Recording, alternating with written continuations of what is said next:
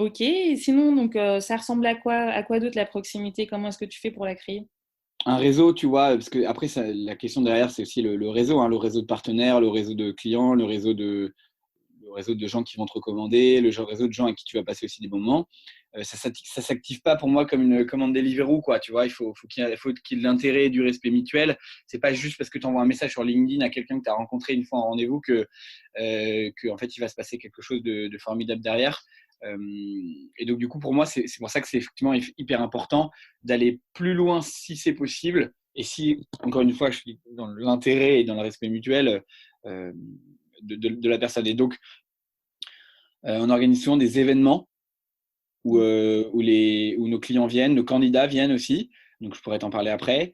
Et puis après, on essaie de faire vivre l'écosystème, puisqu'on on a un modèle on est une entreprise de réseau, hein, puisque c'est du recrutement et qu'en plus, on a un modèle de communauté où les gens, après, quand ils sont admis en tant que candidats, peuvent rester à vie.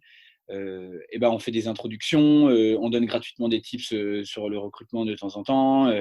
Euh, alors, disclaimer, c'est pour le coup un des trucs, enfin, un des outils de la proximité, je dirais, qui est le plus difficile à traquer en termes de ROI. Parce que, tu vois, là pour le coup, c'est très compliqué les gens après un événement pour savoir si ça va te générer du repeat, du referral, etc. C'est vraiment difficile. Je peux te donner quand même des exemples d'événements. Est-ce que nous, notre sentiment général sur le sujet? Alors, on a fait des événements à thème, Ouais. souvent, dans l'objectif, c'est de apporter de la valeur à nos clients, parce que c'est un sujet qui va leur parler, ou à nos candidats, ou les deux. Parce que souvent, les clients et les candidats, en fait, un client, il peut devenir candidat, et le candidat, il peut devenir client. Ça nous arrive assez fréquemment, donc on mélange souvent. Et puis en plus, on peut faire du matching en direct s'ils se rencontrent, tu vois, donc c'est le double avantage. Et donc, on se dit simplement que quand ils vont être ensemble sur le même lieu, qu'il va y avoir de l'émulation, que l'événement est intéressant et qu'ensuite on fait toujours un petit apéro, on est à peu près certain que ça va nous créer du lien, que c'est pas la même chose c'est pas la même dynamique qu'un rendez-vous qui est quand même plus formel. Et quand même très souvent, même si c'est très difficile à traquer pour nous, on a des très bons retours des clients, on sent que ça répond plus rapidement derrière, que voilà, la relation est quand même facilitée. Et donc, des exemples d'événements qu'on a pu faire et qui peuvent peut-être vous inspirer, on a fait des événements sur les BSPCE, donc les parts en entreprise, avec notamment le CEO d'Evaneos, Eric Labonardière, qui est une entreprise du Next 40. Et puis, il y avait aussi Nicolas Bailly de Ring Capital, tu vois, il y avait 80 personnes. Ça, on l'avait fait euh, au 104. Non, on avait fait dans un coworking dans le Sentier, je ne sais plus exactement lequel. Ouais, donc ça, c'est Voilà. intéressant parce que le sujet des BSPCE, c'est une Ouais, ouais, façon de donner des parts de l'entreprise. ouais. C'est vrai que c'est un sujet qui intéresse à la fois les candidats et les directeurs de start-up, les fondateurs de start-up qui cherchent à engager leurs collaborateurs mais qui n'ont pas forcément énormément de sous au début. En faisant venir en plus des start-up qui ont réussi parce qu'elles sont dans le Next 40, donc l'équivalent du CAC 40, mais bon, pour les start-up. Ouais, exactement. Ouais. Et donc, forcément, si tu prends le sujet qui intéresse ton domaine et puis des ambassadeurs que tout le monde a envie de rencontrer, ça fait venir du monde. Exactement, exactement. C'est un sujet qui est vraiment complexe, vécu très difficilement souvent par les candidats. Il n'y a que les CEO qui comprennent. Enfin, tu vois, du coup, c'était bien de faire un talk à destination justement je crois que c'était un talk vraiment destiné aux clients. On avait plus de clients ce coup-ci, mais qui était comment communiquer sur vos plans de BSPCE, qu'est-ce qu'on fait, mais qu'est-ce qu'on met en pratique, avec du super concret, quoi. Ok. Voilà. On a fait aussi Arnaud Montebourg, tu vois, qui était venu dans nos locaux. Moi, je l'avais pingé sur LinkedIn pour la petite histoire. Euh, il m'a répondu et j'ai organisé après un événement avec son assistante. Donc, il est venu pour parler de la tech et sa place dans l'économie française et puis du coup du Made in France, puisque c'est son thème de prédilection, lui qui s'est lancé dans le miel aujourd'hui. Donc ça, c'était amusant quand même. Les gens étaient venus aussi beaucoup pour voir Arnaud Montebourg. C'était où cet event? C'était chez nous, dans Ok. nos locaux. Ouais. Ok. On a fait beaucoup dans nos locaux. On a fait Women in Tech, tu vois, avec un événement sur l'entrepreneurship au féminin. On a fait le management libéré avec Alan et Supermood. C'était très récemment, ça avec HEC. Ça, c'était il y a peu. Donc voilà, tu vois, donc on en a fait quand même assez régulièrement. Et puis après, le dernier événement qu'on a fait qui, je pense, marque bien aussi la proximité et comment tu peux générer du business avec ça, c'était faire des soirées, donc des fêtes avec tes clients. Donc on a fait une crémaillère, on a invité 300 personnes et c'était du coup une énorme soirée qui a fini assez tard. Et du coup, on avait traqué notamment tous les gens pour le coup qui sont venus, comme les chaussettes. Donc on avait vraiment noté avec une petite croix à chaque fois tous les gens qui venaient. On avait renvoyé un message derrière.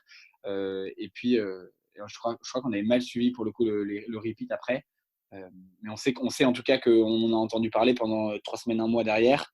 Donc on est à peu près certain que les gens étaient contents et que tu vois, dans tous les cas, ça va probablement contribuer positivement à nous générer du business.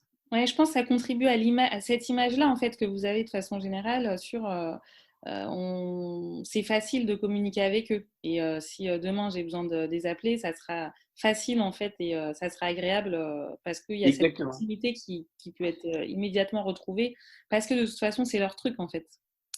Mais c'est vrai que c'est fou parce que crémaillère, c'est vraiment même un mot qu'on utilise quand même plutôt dans notre vie perso. Et là, Bah, pareil, ouais. vous le ramenez pour la vie pro. Bon, finalement, on est Ouais. la même personne, vie pro, vie perso. L'inauguration de bureau, ben, c'est important.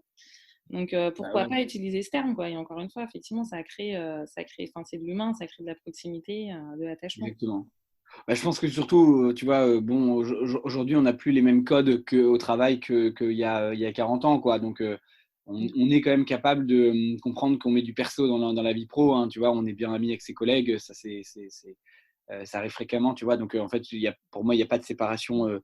Il y a de séparation que si tu veux faire une séparation et si tu as envie de temps en temps de passer les barrières et de passer un bon moment et d'être toi-même et du coup de créer du contact, tu vois, tout est possible en fait. J'avais entendu que chez vous, il y avait un peu un leitmotiv qui était happiness in business. Euh, Ouais. Parce que quelque part, la Mm. transparence, et même donc du coup avec les clients, quand on est transparent, ça amène de la confiance. Et du Ouais, coup, la confiance, eh ben, tu as beaucoup plus envie de faire du business avec quelqu'un qui t'a confiance qu'en qui t'a pas confiance. Tu as beaucoup plus bien envie de sûr. travailler, de monter des projets d'équipe en interne avec quelqu'un qui t'a confiance, avec qui ça se passe bien, que quelqu'un qui est plus froid, où il y a plus de barrières. J'avais entendu Caroline Payou, donc votre fondatrice, Oui. qui disait pourquoi des décennies de distance respectueuse dans les entreprises, que ce soit en interne ou avec les clients. Et pourquoi parce que quelque part, ça fait peur l'engagement affectif.